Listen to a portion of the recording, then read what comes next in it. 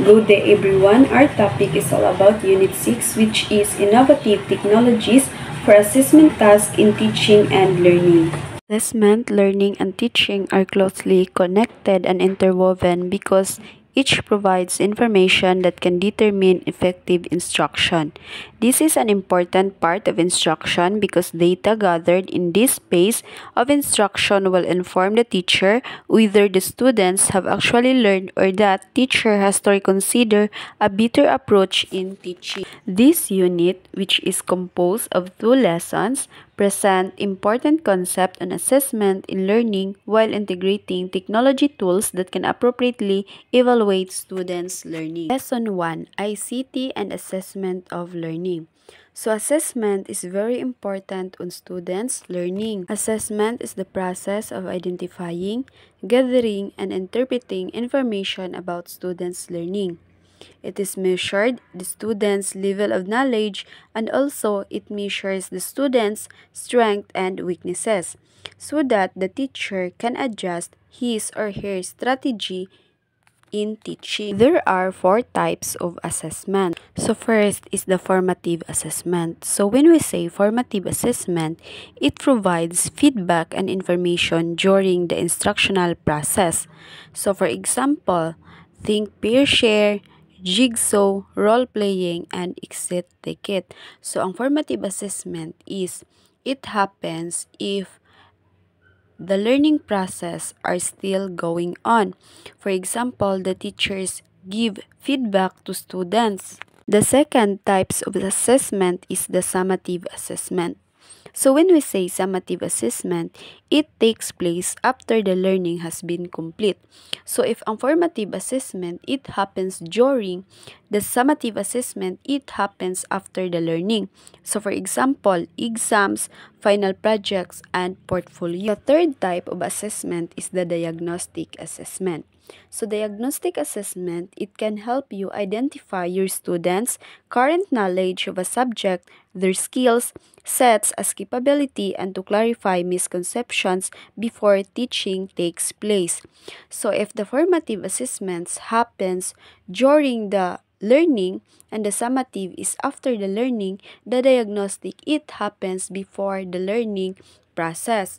So for example, pre-test, so the teacher will give pre-test to the students to assess their prior learning. The last type of assessment is the authentic assessment.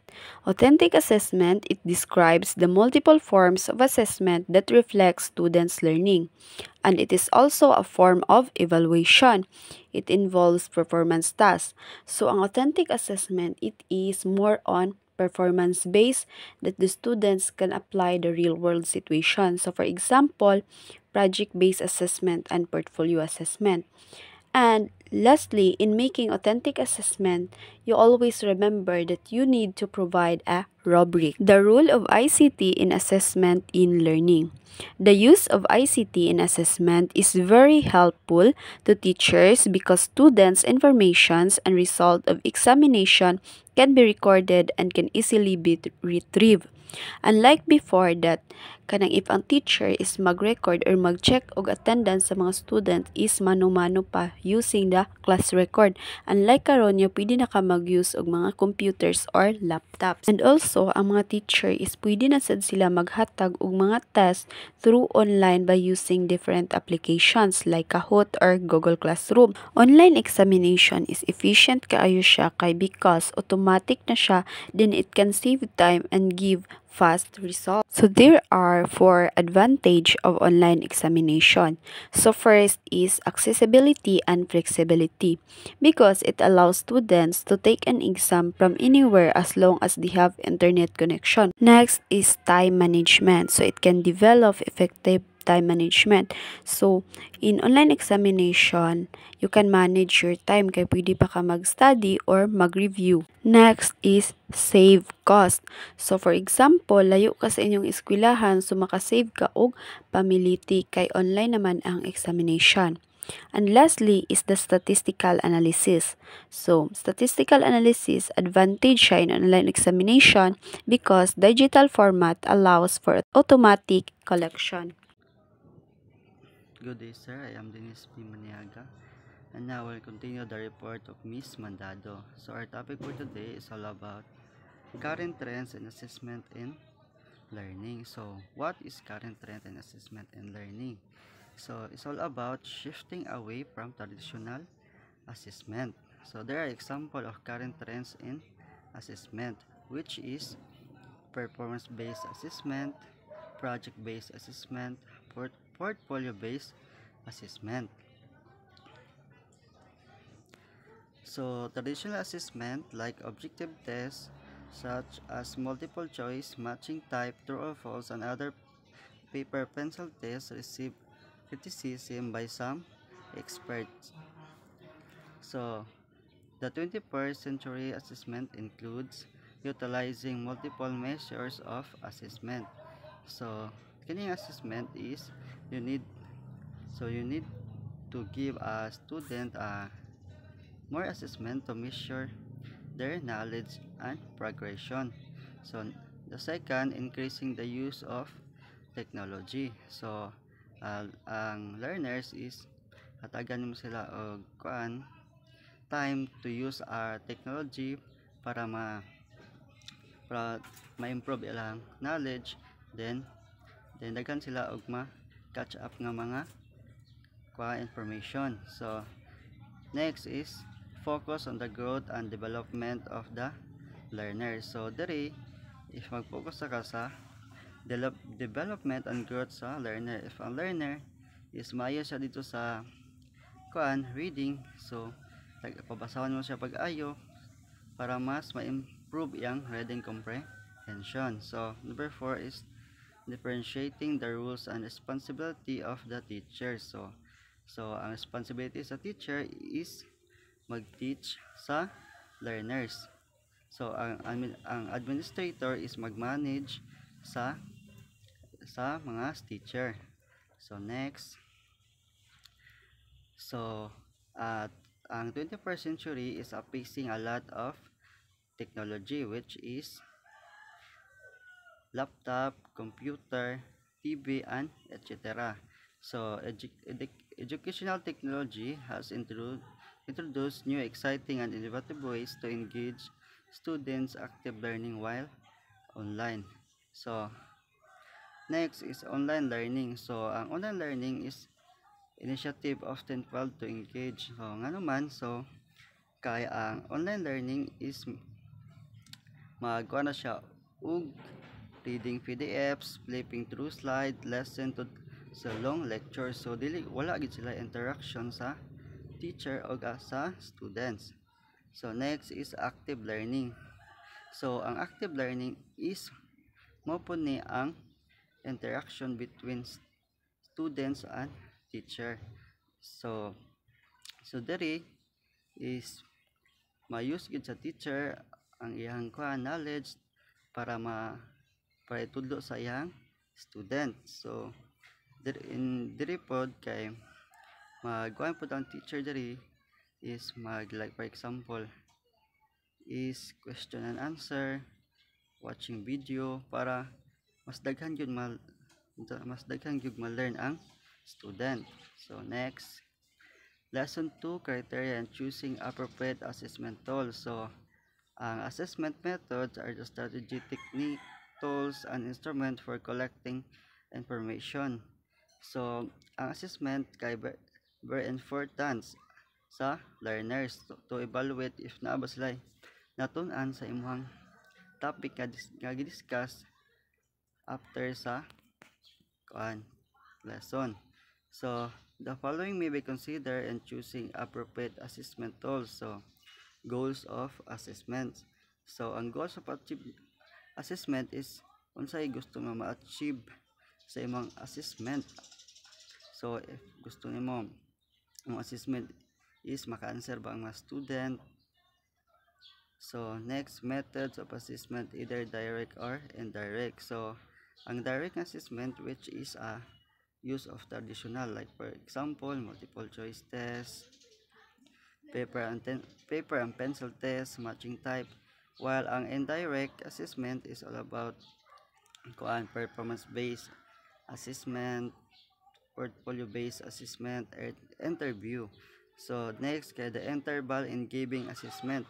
So if maghatag ka assessment sa learners is dapat ipahuman sa nimo ang first assessment dayon aya pa nimo hatagan sila og second assessment kay imo man kung idungan assessment so ang student is maglibog din dili kay sila maka-focus sa ilang assessment nga ginahimo. So next, the teacher may be considered the following characteristic in selecting appropriate assessment tools, whether conventional or ICT-based assessment. Now, when you say conventional assessment, that's all about traditional assessment or traditional method.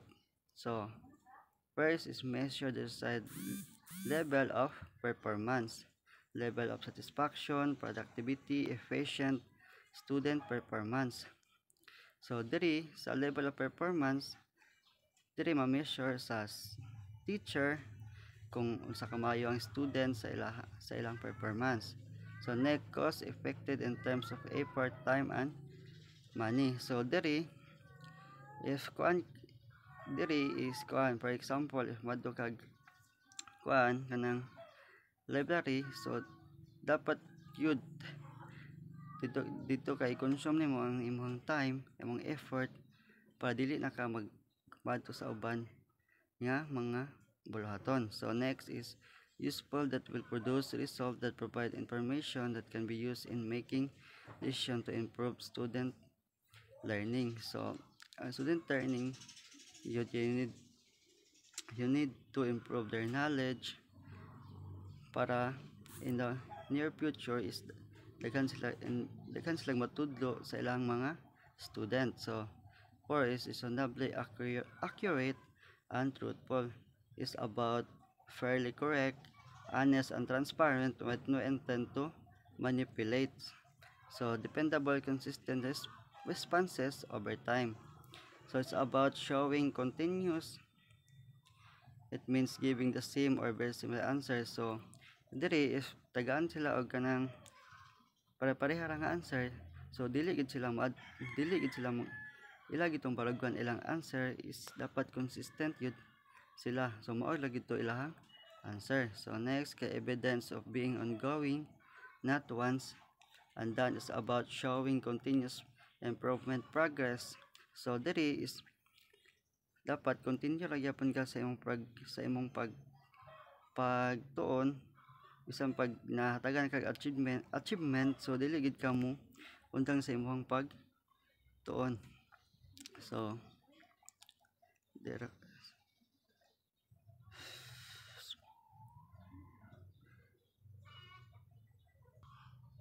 So that's all, sir, and thank you.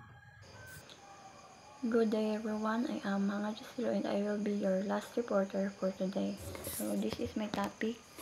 Rubrics is a set of criteria used to score assignments, performance, or products. So it also helps assess written tasks, projects, speeches, and e-portfolio. So main purpose is to assess student performance.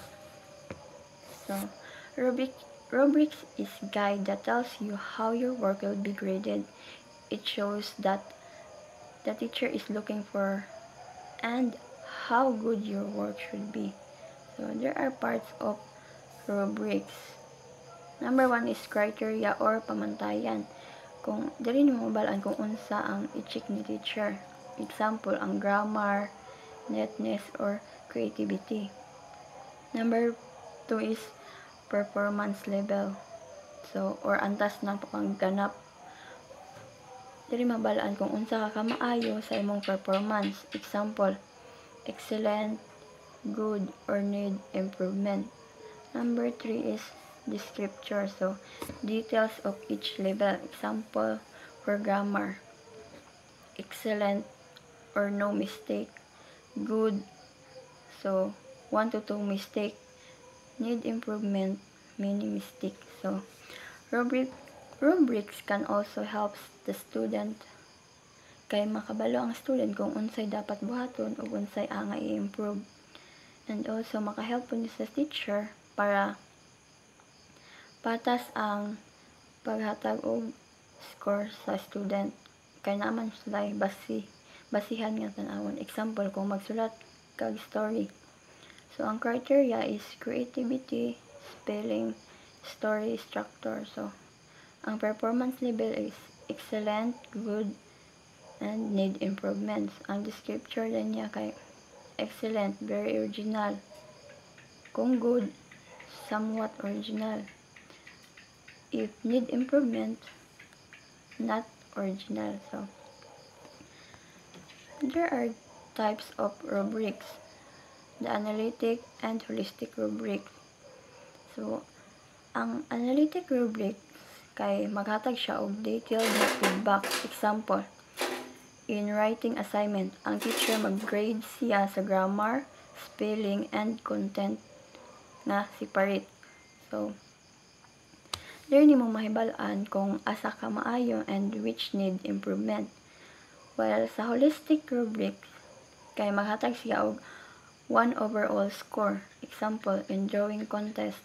So, ang teacher maghatag siya og 1 overall score based on creativity, neatness, and effort instead of separating each part.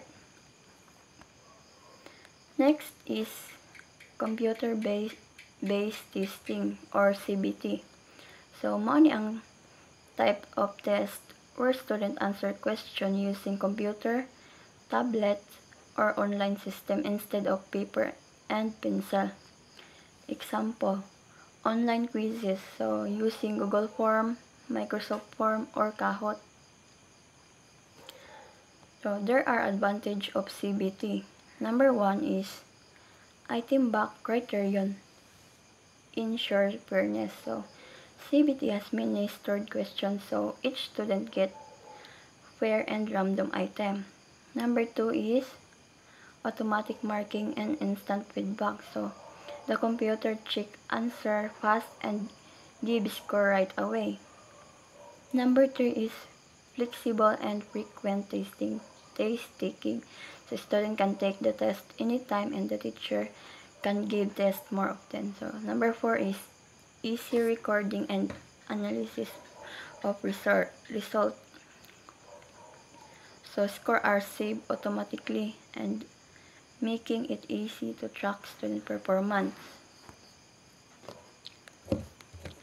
Next is paper and pencil test. So, paper and pencil tests are the most common way teacher assist student learning. So, they use the traditional method where the student write their answer on paper. Even today, many schools still rely on these tests because they provide a clear and organized way to see what students understand. Example of paper and pencil tests are multiple choice test, true or false, short answer test or essay test, and matching type test. Next is electronic portfolio or e-portfolio. So, ang e-portfolio is a digital folder that store a student work. So, collection of electronic evidence. So, it includes like text, pictures, video, documents, and links. So, shows ability student expression. So, it helps students show that they can express their ideas and reflect on their learning and skills. So, next is there are types of e-portfolio. So, number 1 is ideal e-portfolio. So, keeps all your work. It is a big collection but not used for grading.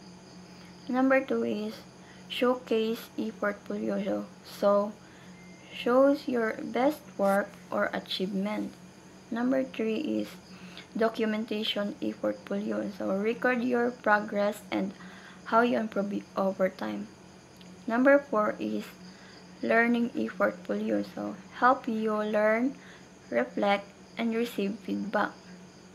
Number 5 is evaluation assessment e-portfolio. Used by teacher to grade or check your work. So, that's all. Thank you, everyone.